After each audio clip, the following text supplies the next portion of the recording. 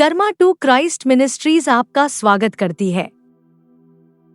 आइए हम परमेश्वर के वचन पर चर्चा करें। आज का वार्तालाप का शीर्षक संभावनाओं का परमेश्वर। आज के बाइबल छंद है इफिसियों अध्याय 3 पद 20। अब जो हमारी मांगों और विचारों से कहीं बढ़कर उस सामर्थ्य के अनुसार जो हम में काम करती है बहुत कुछ करने में समर्थ है। यिर्मयाह अध्याय 32 पद 27। देख, मैं यहोवा हूँ, सब प्राणियों का परमेश्वर, क्या मेरे लिए कोई काम कठिन है? यशायाह अध्याय 46 पद 10। मैं आदि से अंत की बात और प्राचीन काल से उन बातों की घोषणा करता हूँ जो अभी तक नहीं हुई हैं, और कहता हूँ मेरी युक्ति स्थिर रहेगी और मैं अपनी सारी इच्छा पूरी करूँगा। हम एक शक्तिशाली परमेश्वर की सेवा करते हैं जिसके लिए कुछ भी असंभव नहीं है। हाँ, कुछ भी नहीं। परमेश्वर की एकमात्र सीमाएं वे हैं जो आपने अपने मन में उसके लिए निर्धारित की हैं। फिर भी वह हमारे दिमाग को उड़ाने और हमें ऐसी ऊंचाइयां प्राप्त करने में मदद करने में पूरी तरह सक्षम है जिसके बारे में दूसरे लोग सपने में भी नहीं सोच सकते। यह वह ईश्वर है जिसकी मैं सेवा करता हूँ, जी उठे उद्धारकर्ता यीशु, जिसे मृत्यु रोक नहीं सकती, जिसकी आज्ञा प्रकृति, समय और ब्रह्मांड मानते हैं।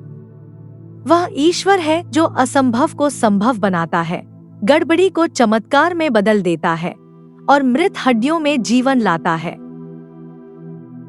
जब हम इस बात का एहसास करते हैं कि हमारे आगे कौन चलता है और हमारे रास्ते सीधे करता है और कौन हमारे पीछे चलता है, यह सुनिश्चित करते हुए कि दुश्मन दूर रहे, तो हम हर दिन जीतेंगे और जीतेंगे।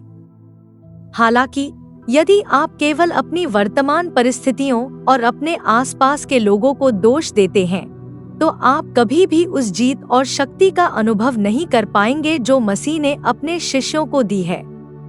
जिस जमीन पर आप कदम रखते हैं उसे जीतने के लिए अपना दावा करते हुए चलना शुरू करें। उस सरकारी कार्यालय में जाएं और उम्मीद करें कि ईश्वर के चुने हुए बर्तन आपके प्रति कृपा दिखाएंगे।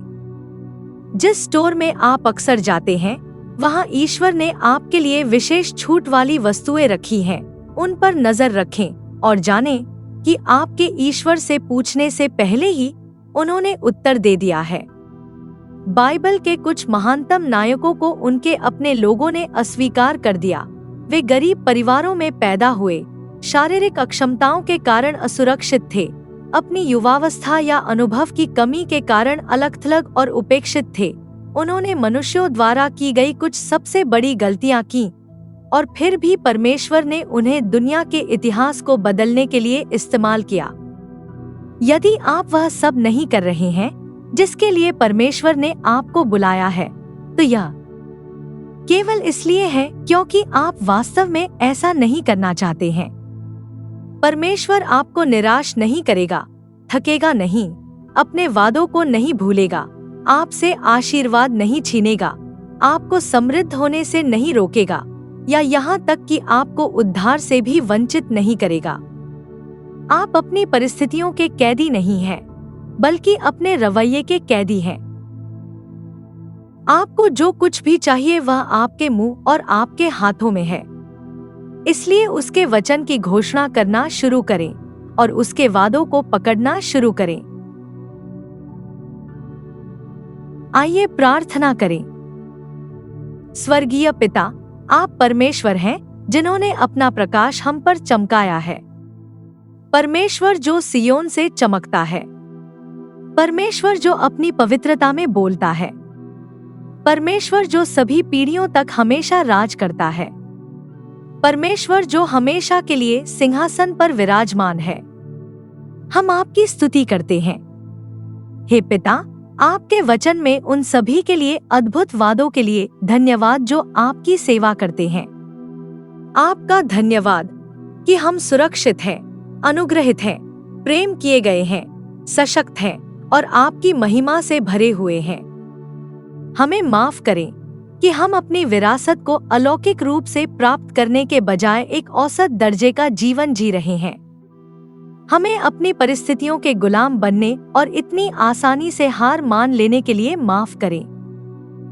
हम घोषणा करते हैं कि आप हमें हर वादा पूरा करेंगे और सभी देखेंगे कि आप हमारे जीवन में कितने शक्तिशाली हैं। हमें अभी सभी दिव्य अनुग्रह, भाग्य सहायक, असीमित संसाधन और वह भूमि प्राप्त होती है जिसे आपने हमारे लिए तैयार किया है।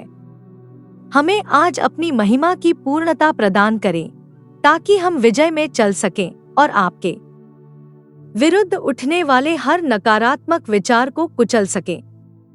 हम घोषणा करते हैं कि आप सभी प्राणियों के परमेश्वर हैं और आपके लिए कुछ भी कठिन नहीं है। हम यीशु के शक्तिशाली नाम में मांगते हैं, आमीन।